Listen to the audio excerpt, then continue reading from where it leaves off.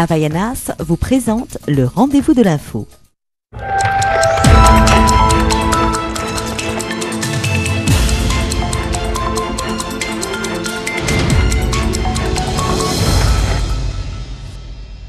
Bonsoir à tous et bienvenue dans le rendez-vous de l'info. Ce soir, une édition spéciale. Pas de chronique, pas de Vanessa ce soir, pas de reportage non plus, avec notre préfet de Guyane, Éric Spitz, est notre invité ce soir pour aborder la pêche illégale, la sécurité routière, l'orpaillage et puis ce qui fait l'actualité en ce moment, les problèmes de la zone Terca en vérité, les problèmes de foncier, de squat également. On va en parler avec notre invité ce soir, le préfet de Guyane. Le rendez-vous de l'info qui démarre tout de suite. On se retrouve avec notre invité juste après le journal, tout en images.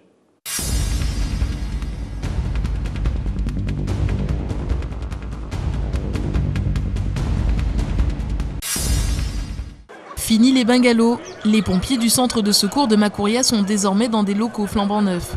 Le bâtiment existant a été réhabilité, s'est ajouté à lui une extension. Installée ici depuis octobre 2014, la structure était très attendue par les sapeurs-pompiers. Ça fait 3 ans que nous attendions ces locaux, l'extension et la réhabilitation. Tous ces locaux mènent un plus à optimiser le travail des sapeurs-pompiers, et puis la technique, la formation, et puis le bien-vivre, quoi. Le nouveau bâtiment abrite les bureaux administratifs, de même qu'un réfectoire, véritable lieu de vie pour les 60 pompiers, avec salle de détente et kitchenette, ainsi que des dortoirs mixtes plus grands. Cette partie a toujours existé, mais elle est plus confortable aujourd'hui dans la mesure où il y a suffisamment de toilettes incorporées pour tout le personnel, donc ça va plus vite. Et surtout, une salle d'entretien de la condition physique. Ce qui n'existait pas avant. Donc c'est en quelque sorte notre bijou. Nous avions des appareils, mais nous n'avions pas la salle. Donc nous avions pas ces appareils que vous voyez là, mais d'autres appareils qui nous permettaient de nous entraîner dans ce qu'on appelle le garage la remise. En sortant les engins, on pouvait s'entraîner avec des medicine balls, sur des tapis, sur des bancs, et voilà, avec un minimum de matériel. D'autres pièces ont également vu le jour au centre de secours.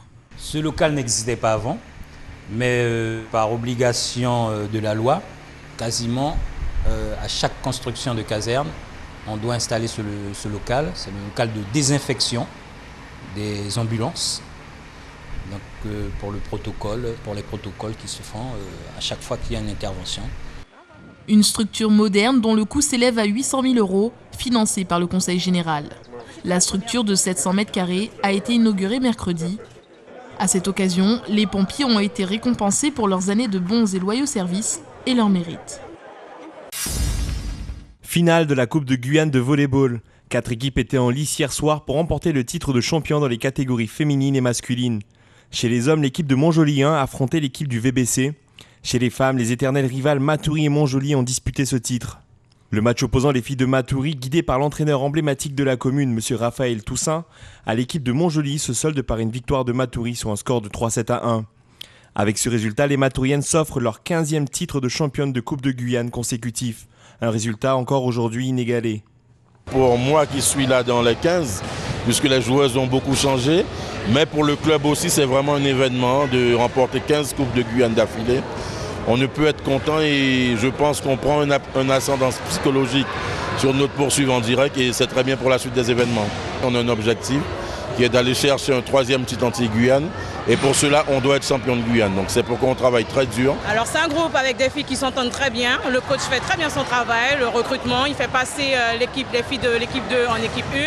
Il fait bien la transition de manière à ce que s'il y a 1 ou 2 filles de seniors qui partent, il n'y a jamais de cassure, on a toujours cette continuité au niveau du jeu et qui fait qu'on reporte pendant 15 années la Coupe de Guyane. Ensuite, c'est au tour de la finale garçon. L'équipe des anciens du VBC a su créer la surprise en se hissant en finale de cette coupe. Dans le championnat, le souvenir de leur victoire face à leur adversaire du jour est encore bien présent. Pourtant, l'équipe de Montjoly, cette fois, ne pliera pas et s'imposera sur un score de 3-7-1.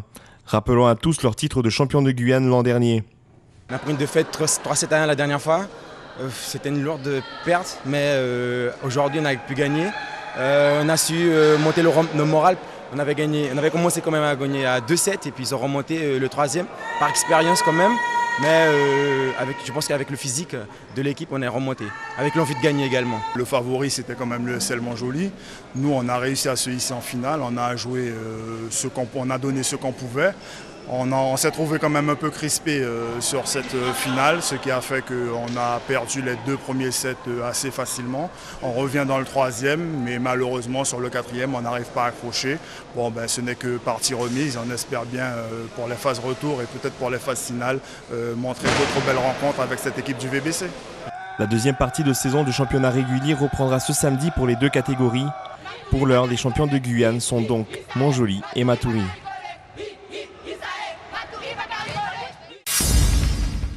Entre modernité et tradition, le carnaval de Guyane, un patrimoine à préserver. C'est ce que souhaite l'Observatoire régional du carnaval, invité des débats mensuels du Club de la Presse hier soir. Nous avons créé l'Observatoire régional du carnaval pour pouvoir conscientiser.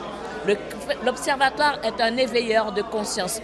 Nous voulons aussi transmettre, valoriser, sauvegarder le carnaval guyanais.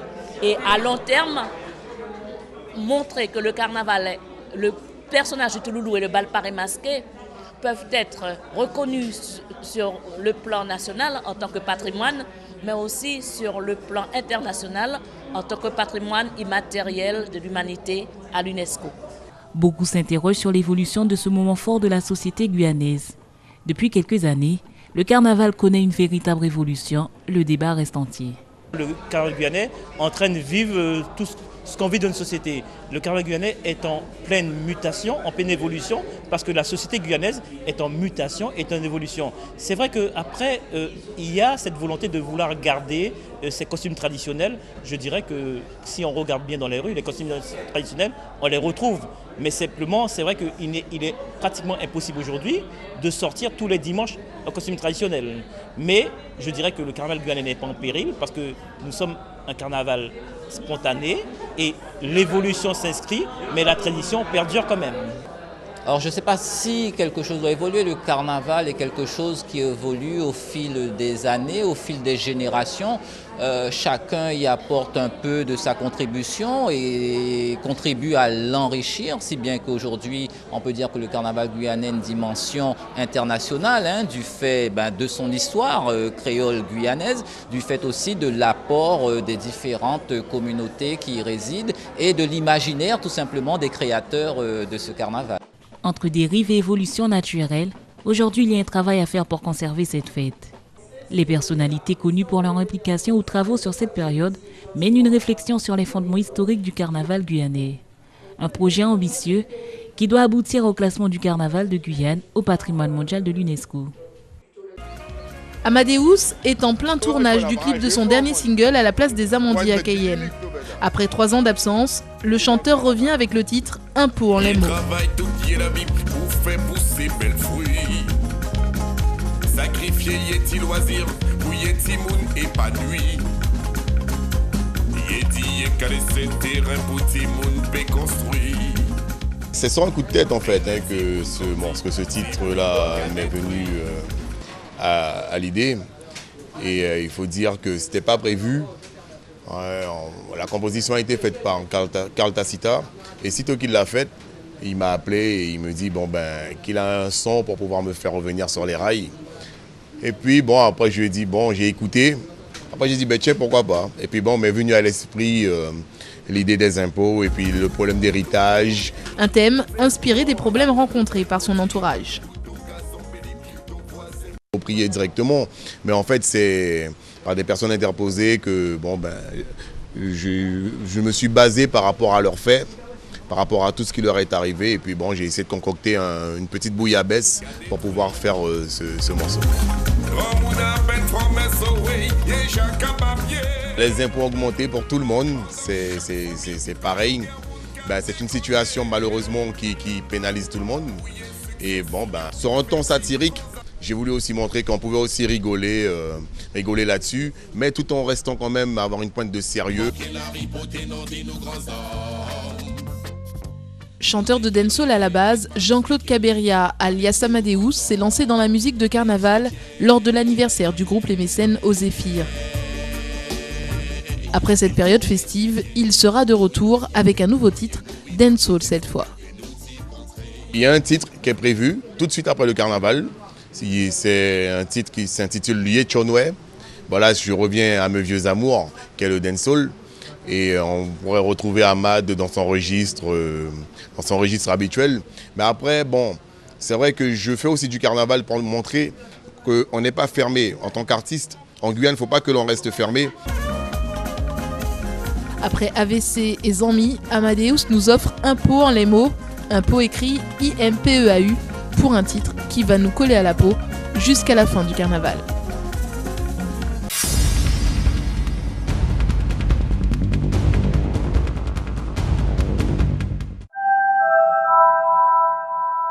De retour sur le plateau du Rendez-vous de l'Info avec notre invité, édition spéciale de ce Rendez-vous de l'Info, Eric Spitz, préfet de Guyane, notre invité ce soir. Bonsoir. Bonsoir. Bienvenue sur le plateau du Rendez-vous de l'Info. On va parler de pêche illégale, de sécurité routière, d'orpaillage et de la zone Terca en 20 minutes. On va essayer de parler de tout ça et de faire vos vœux également à la population guyanaise et à nos téléspectateurs sur ATG. Démarrons sur la pêche, concernant la pêche illégale. Vous avez amplifié vos actions en mer, vous allez nous dire les actions que vous avez menées. Et puis, nouveauté, l'armée française riposte. En fait, ce n'est pas vraiment une nouveauté. L'armée française riposte toujours. Ma question, quand est-ce qu'elle va tirer pour défendre son territoire ? Alors, j'ai obtenu, il y a quelques semaines, à la fin du mois de novembre, l'autorisation de faire des tirs d'avertissement jusqu'à des tirs d'arrêt. Je n'ai pas attendu longtemps avant d'utiliser cette possibilité, puisque dès la mi-décembre, nous avons tiré sur un bateau brésilien. Ce tir a été efficace puisqu'il y avait 8 Brésiliens dans le bateau et 5 se sont réfugiés dans la cale, ce qui nous a permis d'aborder le bateau. Donc c'est une nouveauté quand même, c'est une nouveauté. Et ça a eu des répercussions chez les pêcheurs brésiliens, puisqu'on assiste depuis à une chute du nombre de pêcheurs brésiliens dans nos eaux. Vous comprenez qu'effectivement le problème se situe un petit peu dans ce domaine-là, c'est-à-dire que du coup la pêche illégale, on en parle depuis 20 ans, même un peu plus, parce qu'on n'a pas peur de l'armée française, on n'a pas peur des sanctions de l'armée française. C'était un peu ça le problème aussi ? Oui, franchement. Le principal problème, c'était, jusqu'il y a 1 ou 2 ans, c'était l'absence de coopération des autorités brésiliennes et des autorités surinamaises. Or, le Brésil, qui n'avait capturé, interpellé aucun navire en 2012, on a fait des patrouilles communes avec nous et on a interpellé 77 en 2014, ce qui est énorme. Les Surinamais, eux, ils n'avaient aucun navire garde-côte. Ils en ont acheté 3. On forme la Coast Guard surinamaise. Et donc, j'allais dire, sur notre flanc est et sur notre flanc ouest, nous avons maintenant des alliés précieux qui sont les pays frontières. Quels sont les moyens supplémentaires que vous avez mis pour éradiquer cette pêche, on va dire, illégale ? On parle de pillage. Il n'y aura jamais assez de moyens, mais quels sont les moyens que vous avez mis ? On fait une surmare, donc on survole les zones 2 fois par semaine.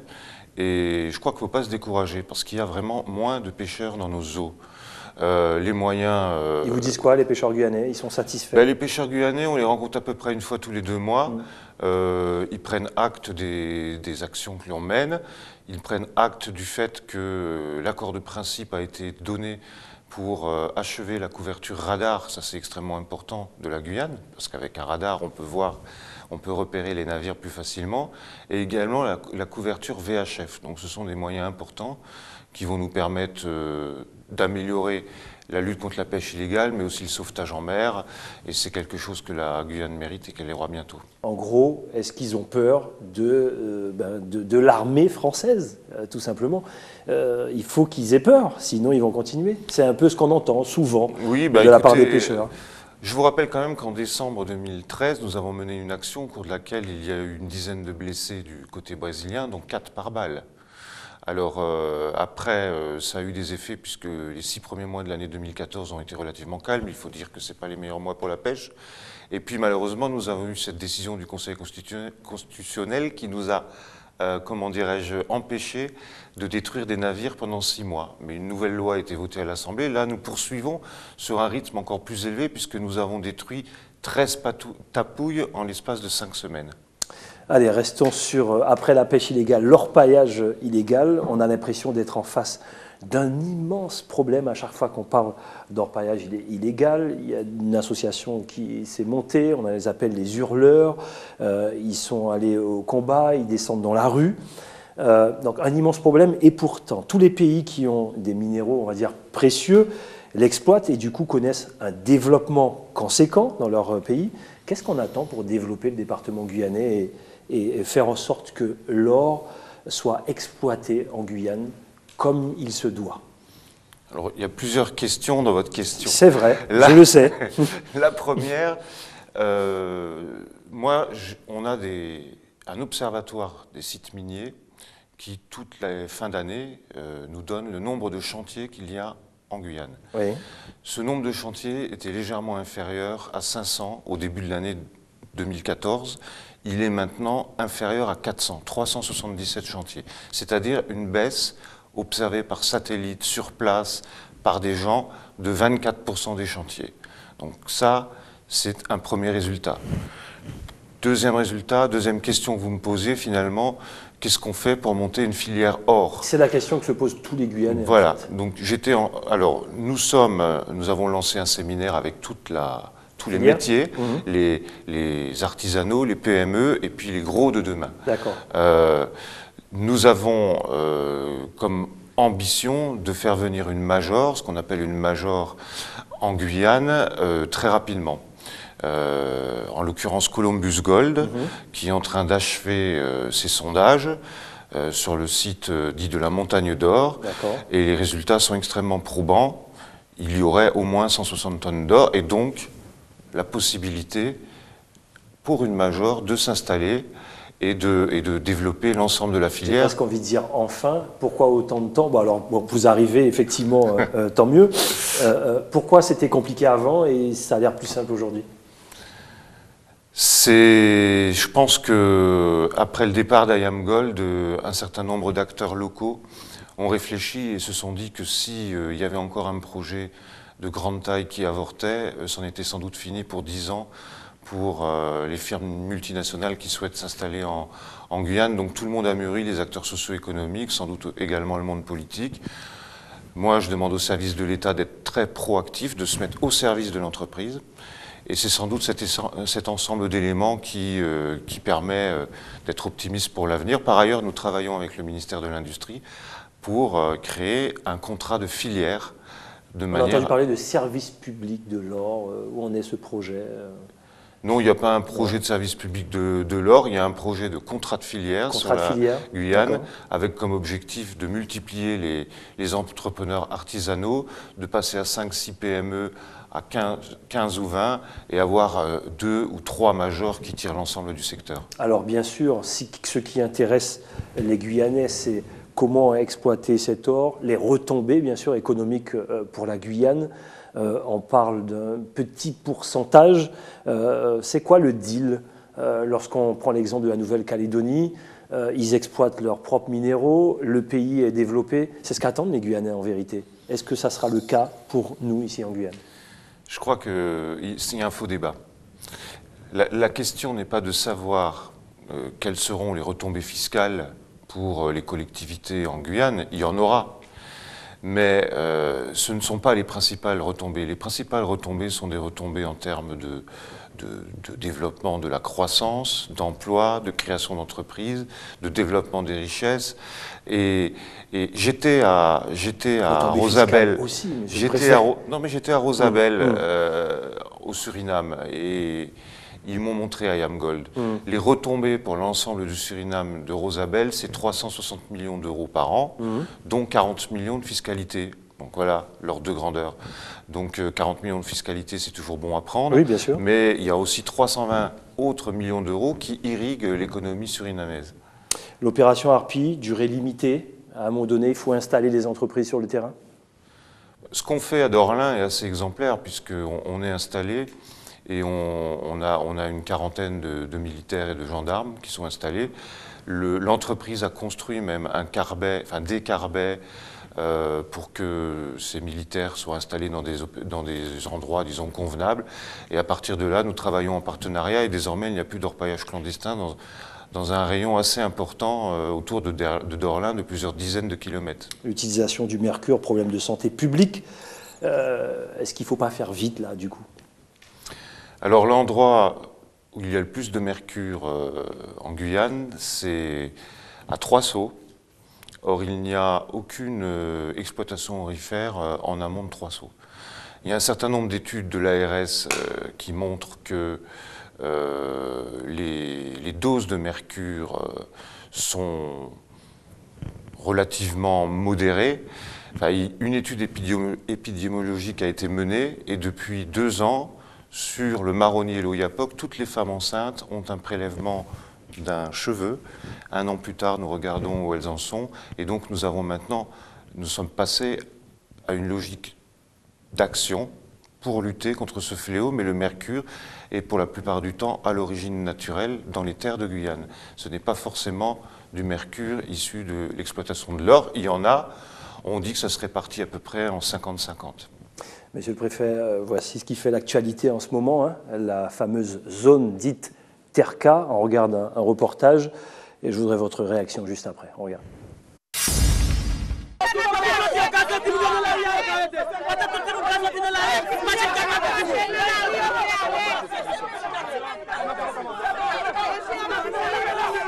Cela aurait pu tourner au drame.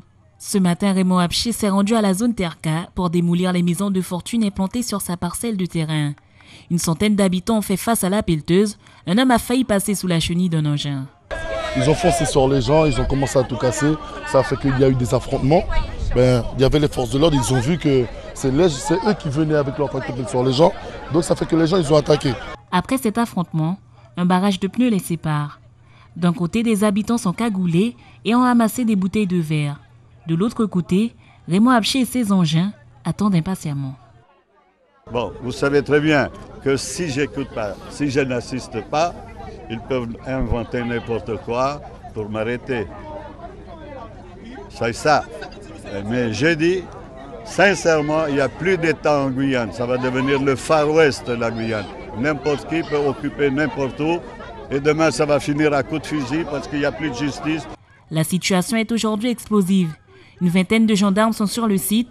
Ils sont autant à l'entrée de la piste. Les habitants ne veulent pas quitter les lieux. Les gens ne sont pas venus ici par plaisir. Il y a ceux qui n'arrivent même pas à payer un loyer. Ils sont venus ici parce qu'ils n'avaient pas vraiment les moyens. Parce que l'État n'est pas là pour leur donner une solution. Même au jour d'aujourd'hui, il y a plein de gens qui ont des moyens qui ne trouvent même pas de logement. Choisis 400 bonnes à nous discuter comme les gens civilisés. Voilà. Choisis 400 bonnes. Je dois décider de casser toute clôture-là. Alors. Des discussions ont encore une fois eu lieu. Des représentants des habitants ont tenté de calmer le jeu. Finalement, la pelleteuse a retroussé chemin. Raymond Apché a quitté les lieux pour se rendre à une réunion avec le préfet. Il n'entend pas céder.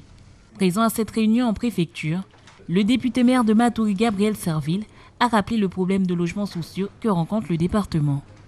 Ce qui se passe sur le territoire de Matoury n'est que la conséquence de la pénurie de logements. C'est la pénurie d'accès au foncier, manque de foncier disponible, manque de foncier viabilisé.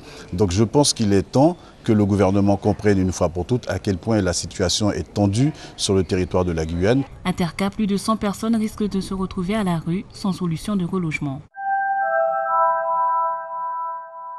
Voilà une première réaction. Monsieur Raymond Apché, on l'a vu dans le reportage, est en danger. Il veut récupérer ses terres et il risque sa vie quelque part. Est-ce que c'est normal, ça, dans un département français? Il parle, il dit plus d'État, c'est le Far West. Première réaction.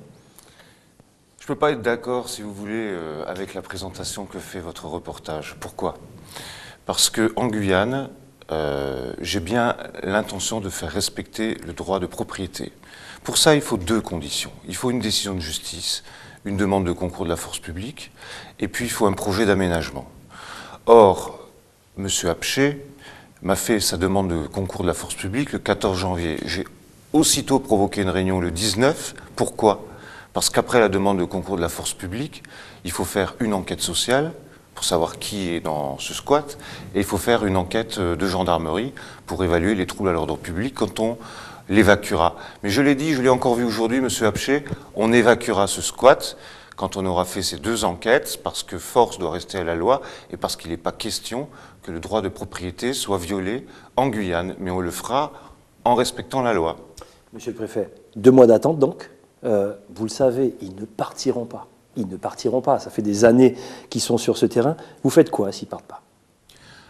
Dans ce cas-là, on utilisera la force publique, hein, c'est-à-dire que dans cette hypothèse, nous évaluerons éventuellement la résistance et il y aura des escadrons de gendarmes mobiles qui feront leur travail. Ils vont où? Alors, c'est à ça que va nous servir l'enquête sociale. Déjà, il faut que je sache exactement combien il y a de personnes qui sont en situation régulière. Parce que les personnes en situation irrégulière, ils ont vocation à être reconduits à la frontière. Après, pour les autres, on verra exactement au cas par cas quelle est leur situation. Les familles, on les relogera peut-être dans des hôtels.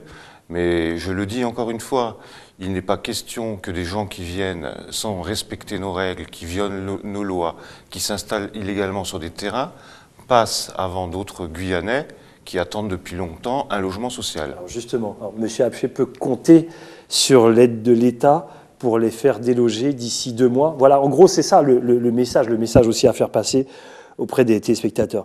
Les squatteurs savent très bien qu'en France, on ne laisse pas les gens à la rue, vous le dites, du coup, ils vont bénéficier de logements avec l'aide de l'État, et les pauvres petits Guyanais qui attendent depuis longtemps, ils peuvent toujours attendre. J'ai dit exactement l'inverse. Je sais. J'ai dit qu'il n'est pas question... Je le sais, mais on va quand même trouver une solution pour loger les squatteurs. Les gens, ils vont attendre.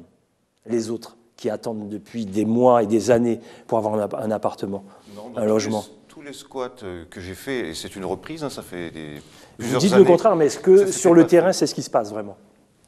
Il n'y aura pas de relogement en priorité de ces gens dans le logement social, sauf si maintenant je trouve des gens qui touchent un salaire régulier, je crois qu'il y en a, et qui préfèrent économiser en allant là-bas, qui sont en situation régulière, qui ont fait leur demande en bonne et due forme, qui sont donc dans la liste d'attente. Oui, ces gens-là, pourquoi pas? Mais je pense qu'ils constituent seulement une minorité des gens qui sont dans ce squat. Selon les informations dont je dispose, plus de la moitié des personnes sont en situation irrégulière. Normalement, le squat doit être démoli dans quoi? Dans 2 mois? Il y a une date précise ou pas? Non, la date des 2 mois, en fait, c'est une date à partir de laquelle M. Apché ou le propriétaire peut demander une indemnisation à l'État si l'État n'agit pas. Donc moi, je ne me mets pas en position... Donc en amont. Voilà. Je ne me mets pas en position de précipitation. Je vous dis simplement, peut-être, invitez-moi dans 2 mois et puis on fera le plein. Ça sera l'occasion de vous inviter, puisqu'on n'aura pas le temps de parler de sécurité routière, vu l'heure, mais je vous laisse le temps de faire vos vœux à la population guyanaise, aux téléspectateurs sur ATG. On aura l'occasion de vous revoir justement sur la zone TRK et de parler de sécurité routière, parce que, on peut le dire en 2 mots, les chiffres ont baissé, c'est positif. Voilà, il n'y a pas eu de mort en décembre 2014, ce qui ne s'est pas passé depuis décembre 2005. Donc, il y aurait 15% de blessés graves en moins en 2014, un tué en plus. On y reviendra.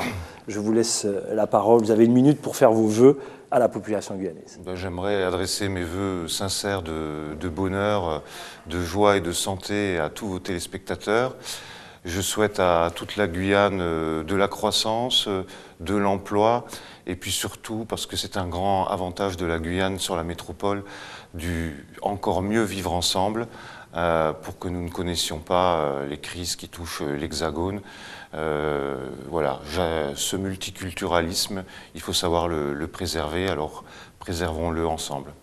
Éric Schmiss, merci, je rappelle, préfet de Guyane, notre invité du rendez-vous de l'info. C'est comme ça qu'on se dit au revoir pour se donner rendez-vous demain à la même heure. N'oubliez pas le journal de BFM et puis un extrait de Dom Laquezotte qui reçoit ce soir Chantal Berthelot. Elle est agricultrice, elle est aussi à la GEG, à gauche en Guyane, mais notre députée aussi de Guyane. Rencontre avec Dominique Nugent.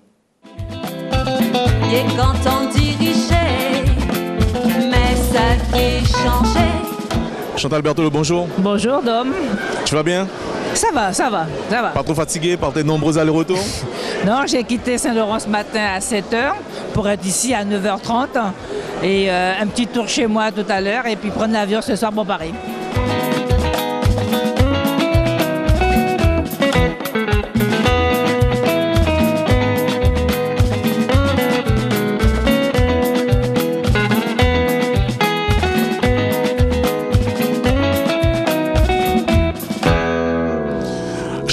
Ça y est, nous river, oui, Kadia.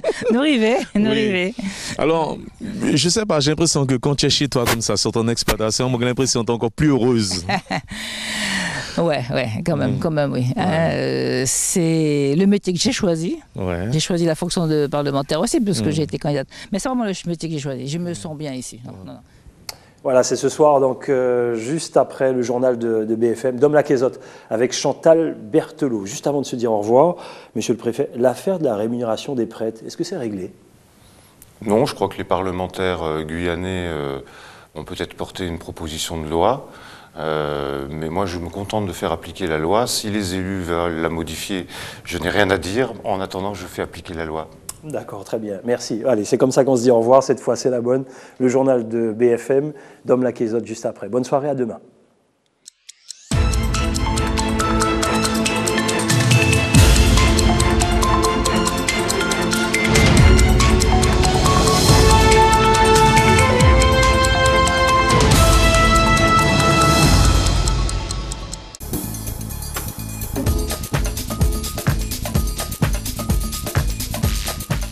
Havaianas vous a présenté le rendez-vous de l'info.